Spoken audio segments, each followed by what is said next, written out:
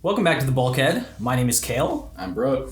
Today we want to take a peek into the world of proxying in EDH. Very divisive topic, it feels like, in the community. Some people are cool with it, some people aren't. Some people want to only proxy cards that they own just to reduce wear and tear, or only proxy expensive cards, or, there's a variety of different feelings about it. But with Wizards of the Coast having released this $1,000 for 4 packs 30th anniversary collection, and they're essentially proxy cards from the reserved list. No, they are legit proxy cards. Exactly. You cannot play them in a legal tournament. Yeah. And, you're only playing them with your friends. Exactly. So it sort of feels like a move for Wizards towards legitimizing the idea of proxies, but these ones cost, thousands and thousands of dollars. As far as I'm aware, some of the Power 9 cards have been selling for multiple thousands of dollars. And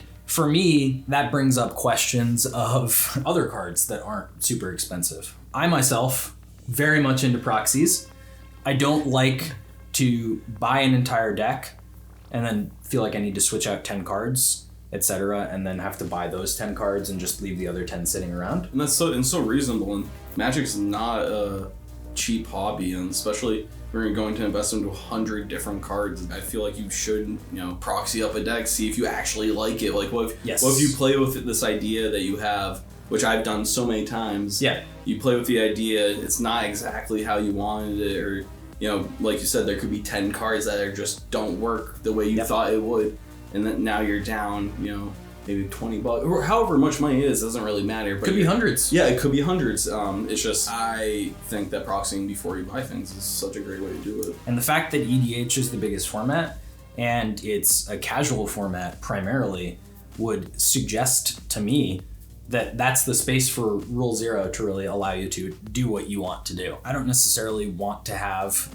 even if I did feel uncomfortable about proxying, I don't necessarily want to have 7 copies of Mana Vault, Mana Crypt, etc. To get you to a certain power level, those cards are sort of like auto-includes in any deck. Cards like Mox Amber, Mox Opal as well at this point too. There's actually Mox and Lotuses that are floating around in EDH that you need. Jeweled Lotus, which is just an auto-include in any deck. Exactly. Mox Diamond on the reserved list, $500 for a copy. There's a lot of reasons to take proxies and run with them. Like I just said, proxy a deck before you're gonna buy. So if you like the deck, you're gonna go and buy all those cards. As like a random person hearing someone say that would have a much more easier time accepting, being like, oh yeah, I'm gonna proxy all these cards. I have no intention of ever getting them. They're all just the most powerful, most expensive things I can ever imagine. Smash them into a deck, and it's harder to digest. Yes. And having the intention of, I just want to see if this works. The decks that I build end up being a little bit higher of a power level because I'm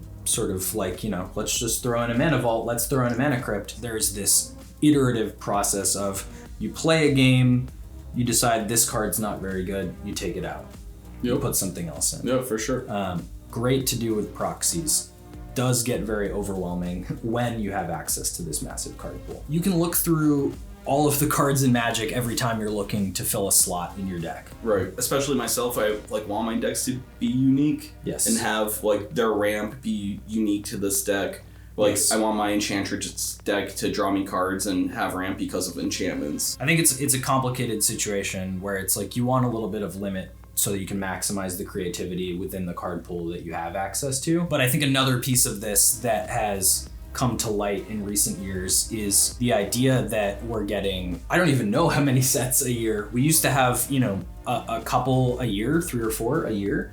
And now it feels like we have all of these new Commander releases, supplemental products, besides the main sort of just draftable, quote unquote standard. That I feel like is sort of a check in the column of, yes, let's use proxies because can't keep up. No, it's a full-time job trying to keep up with all of these new cards. Unending spoiler season, too many new cards. Yes. Don't know which ones will work, don't know which ones won't, don't want to spend the money to find out. Let's proxy some cards. Exactly. I can't name to you the last sets of this year, which in the past I may have been able to do that. That's such a good point, because I definitely at one time could be like, oh yeah, we had X, Y, and Z, and those, I know the cards that were in each of those sets. I just got the 40k Commander X. I couldn't even tell you half the cards in them. Because a bunch of them are new, a bunch of them have new art, and on top of that, so many of the new cards have so much new text. Yeah. It becomes a difficult situation. So that being said, I think there's a lot of arguments for and against proxying. The amount of sets being released pushes me more towards the idea of continuing to utilize proxies. It's a very strange situation though, with WotC cease and desisting Card Conjurer, making it so people can't print their own sort of like custom proxies, while at the same time releasing 4 boosters for $1,000. See, that's are proxies. That's where you get the greed. Exactly. Greed. Yeah, again. That, yes. Like, that is just ridiculous. Absolutely ridiculous. Yeah. You know, and if you're having a problem with proxies or like having people print their own, don't charge them $1,000 for an item for proxies. That is just... Exactly. It feels like a very short-sighted move, because you could be printing sets like these, let's say, even if you wanted to push the envelope a little bit, let's say $20 a pack, similar to some sort of like collector booster, because they're throwbacks to alpha or whatever.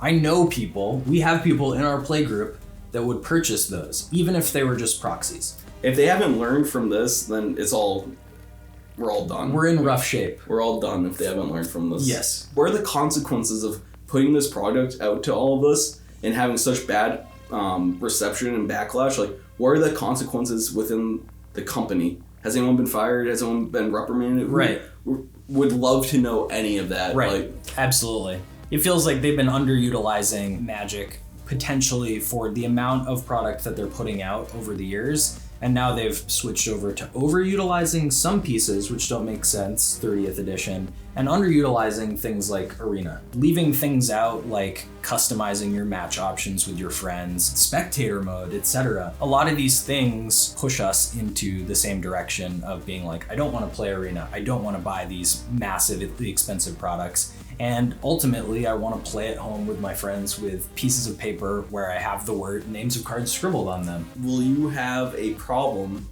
when one player shows up with these beautiful artist rendered proxies versus me with my Argothian Enchantress written on a piece of paper on the back of a card slipped into a case? Like, where do you draw a line on that? Or is it's all gravy no matter what? So this is another interesting piece where it feels like WotC's losing out on money here, because I don't think that's better for the game. I don't think that's better for playing Magic with 4 players. If you have somebody sitting over here and they're putting down a card with a piece of, and you have to read it and then look it up on your phone multiple times. So do you think I don't think that's positive. And I don't think that that's a great space to be in where one person has good proxies and one person does not. Especially in EDH, where there's so many random cards out there that people are playing with so much intricate stuff that's going on with their deck. Like, I'm using myself as an example as the person who's doing this. Like, just having the name written on a little piece of paper on the back of a card. Like, yes. That doesn't help anyone. No.